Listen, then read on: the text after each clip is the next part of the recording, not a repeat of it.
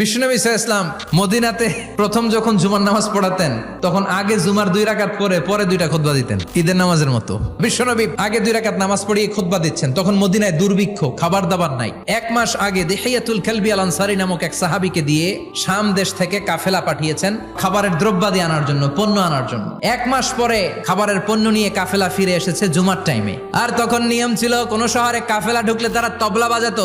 বিশ্বনবী সহ সব সাহাবারা বুঝতে পেরেছে ওই কাফেলা খাবারের পণ্য নিয়ে মদিনার মধ্যে ঢুকেছে। এখন মসজিদে কানাঘুষা, 12 জন সাহাবা বসে আছেন, সব সাহাবারা পণ্য কেনার জন্য চলে গেল। সাহাবারা ভাবলো নামাজ আসল, নামাজ তো পড়েই ফেলছি, এখন খুতবা সমস্যা নাই, কিন্তু আল্লাহ এটা সহ্য করলেন না। এজন্য সাহাবাদেরকে ধমক দিয়ে আমাদের চোখে আঙ্গুল দিয়ে আল্লাহ আয়াত নাজিল করলেন, ও নবী আপনি বলে দেন আমার কাছে এত বিশাল ধনভাণ্ডার আছে, সবার যত চাহিদা যত কামনা আছে সব যদি দিয়ে দেয় আমার ধনভাণ্ডারের 1 ইঞ্চিও কমবে না।